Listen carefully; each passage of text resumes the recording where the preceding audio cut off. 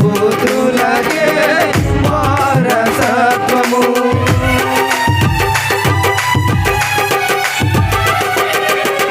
సియోను శిఖరము సింహాసనము వరపుత్రులకే వారసత్వము. వాగ్దానములన్నీ నెరవేరుచుంటివా వాగ్దాన పూర్వడా నా యేసయ్యా. వాగ్దానములన్నీ నెరవేరుచుంటివా వాగ్దాన పూర్ణుడా నా యేసయ్యా.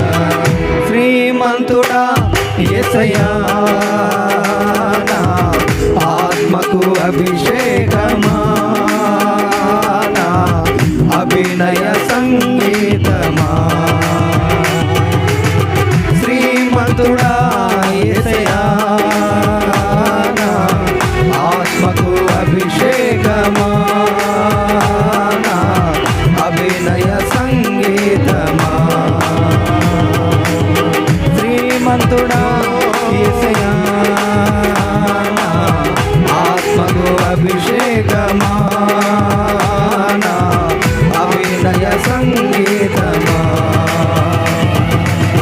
శ్రీమంతుడా యేసయ్యా నా ఆత్మకు అభిషేకమా నా అభినయ సంగీతమా.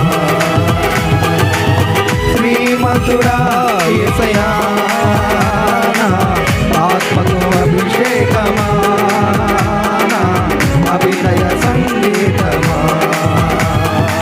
శ్రీమంతుడా యేసయ్యా ఆత్మకు అభిషేకమా నా అభినయ సంగీతమా.